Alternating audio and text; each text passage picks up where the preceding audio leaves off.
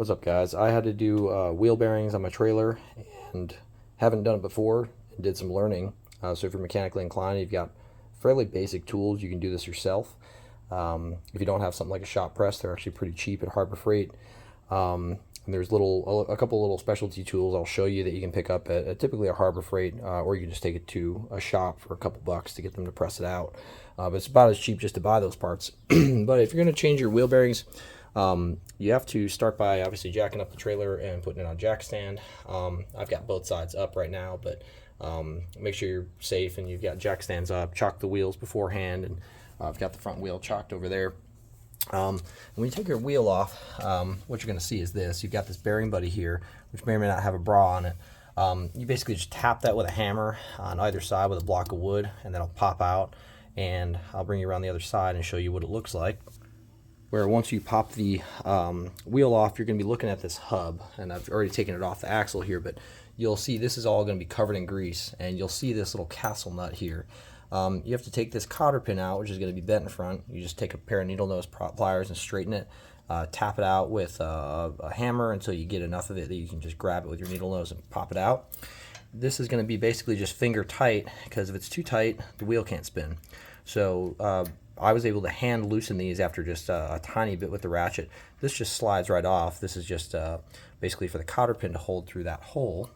But this takes, for me, it's a 30 millimeter socket. And I just had to give it about that much of a turn to get it loose, and then it just comes off by the finger. As soon as you get these, get you an old cup, a metal cup, and drop it into some brake cleaner. Brake parts cleaner is essential for this job, and it's pretty universally a good solvent. So that's a washer that's on there. This is basically what keeps your wheel from falling off. Even if the bearing gets burned up, it should hit this washer. Typically bearings are going to seize when they fail, but just in case it were to disintegrate on you, that would help keep this bearing from just sliding off the wheel or off the spindle and your wheel coming with it. And so this is sort of, if you had x-ray vision, what it's going to look like inside the hub. Okay, normally these races are pressed into the hub, and you know, the hub, the outer race is pressed in from this side, and the inner race is pressed in from this side. And I'll show you my old bearings kind of for comparison in a moment. And this is actually the bearing that was on this side, and it looks actually fine. I probably could reuse it, but I'm just going to keep it as a spare because I already bought new ones. But basically, when you pop the hub off, this will come off with it, and this will be pressed into the hub. This is just going to pop out and probably fall on the floor. And I just take these and drop them right into some brake parts cleaner. And then again, inside the hub, when you pop it off, you're going to see this seal in the back side of the hub, and you have to take basically a back side of a hammer. I don't know where it is, but just the crowbar side of a normal hammer, and just get it in there and pry this up. And it will ruin it because this is metal. It's going to dent it, and there's a little spring inside there that gets broken. So you have to order these beforehand. Even if you're just going to repack your bearings and reuse them, you need a new seal. You can't repack this bearing that's in here without taking this out. So this guy will be hanging out in there. You just pop it out, and to get these races out, there is sort of a thick edge and a thin edge. The thin edge is always out because the conical shape of the bearing just pops right in there. But the broad edge is going to be from the inside, and all you're going to do is take a hammer and a punch. I'm not sure where my thicker one is, but you know, just standard size punch that you get at the store, and a hammer, and you just tap it from one side then the other, one side and the other, and maybe, you know, put the hammer about 2-3 inches above it before you hit it. Watch out, don't smash your fingers. You'll just kind of brace it in there. Tap, tap, tap, tap. If you do too much on one side, you may get it seized up and sort of turn sideways in the cylinder. You don't want that because you'll never get it out. Or maybe you'll have to use a cutting wheel or something, or put heat on it. If it is stuck, you can heat this up with a propane torch or a cutting torch. Heat up the hub so the metal expands, and you know, oil penetrator, things like that. I didn't have to do much to get these out other than just tap them. And just to show you what a bad bearing versus a good bearing looks like, if you let's see if I can get it to focus there. If you kind of look around these bearings, you're going to see on this one there's some pits. See that black mark? That won't rub off. That's not dirt. That's actually scarred metal. And you've got all this pitting on these rollers. So this was on my other side, and this is the one that actually made me redo the whole thing. But that's a bad bearing, can't be reused. And similarly, the race has kind of similar markings on it. So this is no good. It's going to be thrown out. This is the outer one. Not quite as bad, but has some similar pits on it and scores. If you compare it to the other side, that's actually good, and I'm going to hold on to these. I don't see, that's just a little bit of dirt on that one, but a little bit of grease, excuse me. Yeah, this one turns a lot easier. You can hear it sort of rattle nicer. Yeah. The rattle sounds about the same, but at any rate, these are in good condition still and don't have any scoring or pitting. So I'm going to keep those to use them if I get into a bind. And just so you see what the old oil seal looks like, it's not in great condition, and it gets broken in the process of taking it off, so you need a new one. And so once you've got the hub off and the bearing out, and you're soaking them in your brake parts cleaner, you're going to take some emery paper, which is basically a metal sanding cloth. I used P150. You can pick this stuff up at Ace Hardware or any typical hardware store. And I just cut a little strip off with a razor blade.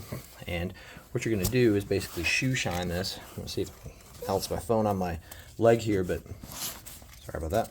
You get it, one side in each hand, and you just, shoe shine it back and forth to clean up the metal. And this part here does not actually have a lot of movement. Your bearing's going to sit here and here, so that's really the part that matters the most. But I shine up the whole thing just to freshen up the metal and get any scorching and stuff off of it, to make sure you have a nice smooth surface for that bearing to run on, or you're going to have problems with the new one as well. It's a step that I think, from the videos and things I watched learning about it, this is something my dad told me to do. We had a trucking company, and I used to work on all the bigger equipment, and this is something he taught me to do. As far as how to press in your new bearing or your new race, there are adapter kits here. I picked this up for about 40 bucks at Harbor Freight, and it's got basically every size that you potentially need, and you can use that to hammer them in.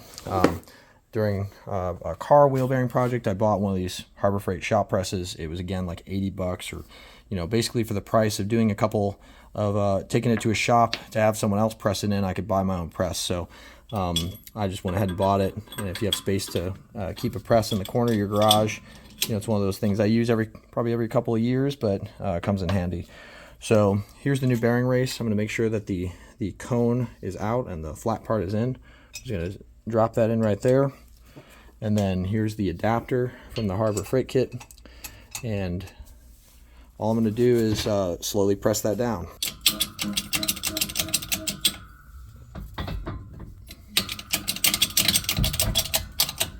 And basically it'll press in evenly. You don't have to use a press for this. You could just use a block of wood and hammer it in. And then once it's flush, you'll eventually hit where it's flush here. And then you can take the old bearing race, make sure you flip it the same way so that you can hammer it back out with a flat spot in. So if you're too cheap to buy a press, or you don't have one, you don't want to buy one for this one project, that's the way you can get around it. And eventually I'm getting down to where I feel pressure pushing back against me. We're compressing, and it should be seated. And just like that, new race is pressed in. And I'm just going to flip it over and do the same thing to the other side. So here's that one going in. Oh, something's not seating right. So I just pop that up, and that's what I get for videoing it while I'm doing it. It looks like it's kind of bound up a little bit, so I'm just going to tap this.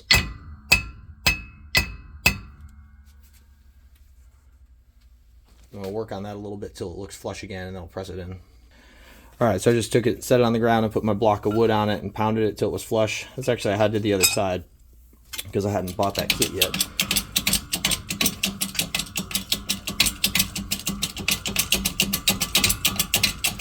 Now that it's in the cylinder, it won't get bound up from the press pushing unevenly.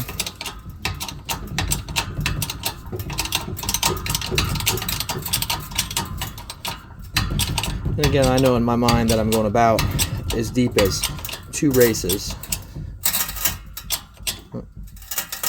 There's some rust crunching in there.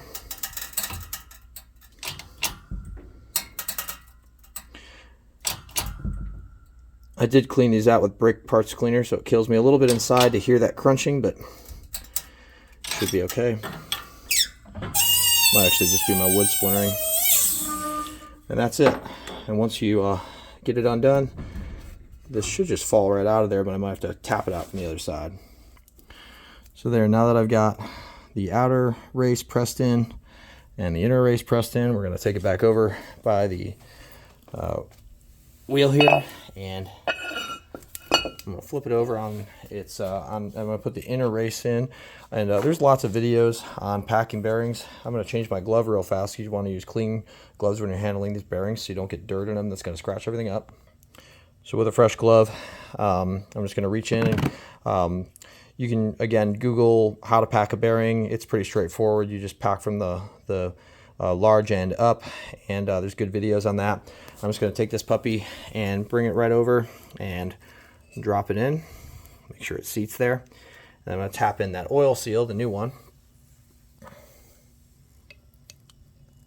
And probably won't be able to show this to you on camera because I'm just holding my phone here, but I'm just going to take a block of wood and a hammer and just try to tap even pressure until it goes in there.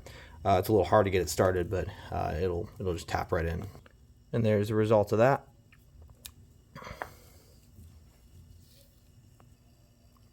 So now you're ready to put it back on the spindle.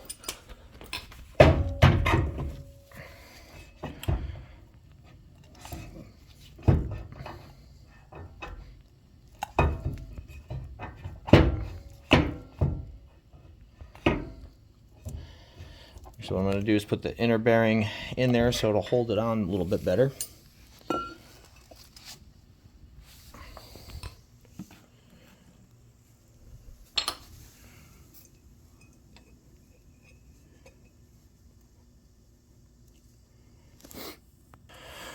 And there's the result of that.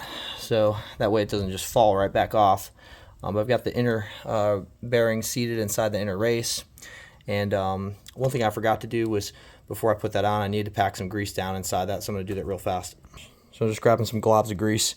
I'm just going to stuff it down in the middle here and basically put it along the walls of the hub. Obviously the spindle is going to fill a lot of this volume, but you're trying to pack the area in between the races because there is some dead space there that you need to fill up with some grease. So I'm just going to finish doing that and pop it back on, and we'll continue on. Alright, so there it is. It's sitting on there. All I have to do is reassemble the washer. Don't forget the washer. There's a flat spot here that's going to line up right there.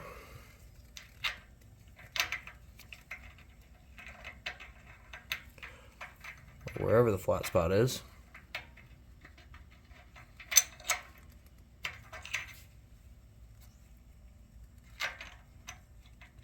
There, so push that on firmly and then get your nut. And the tightness of this is something that is a little bit of an art. Again, this is my first time doing these, and this is probably the one thing that, as a less experienced person, I'm a little bit nervous about, because too tight, you're going to have too much friction and the wheel won't want to turn. You're going to kill your gas mileage and probably cause more wear. Too loose, and obviously the wheel's going to wobble and cause uneven wear, and probably the bearing will fail. So once you've got that threaded up, I'm just going to ratchet this down. And even though I was just talking about making it too tight or too loose, you actually want to make it too tight to begin with. So I'm going to torque this thing down to make sure that that hub is seated all the way, and then I'll back it off to where it's finger tight.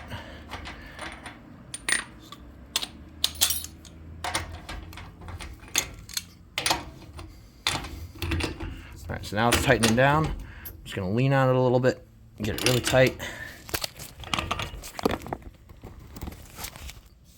And so, obviously when it's so tight, the wheel doesn't hardly want to move. And I actually like to tighten it down to where the wheel won't move. And so I just paused it and did that, and so wheel won't move. So now I'm going to back it off to where it does move, and I can loosen this nut with my hand.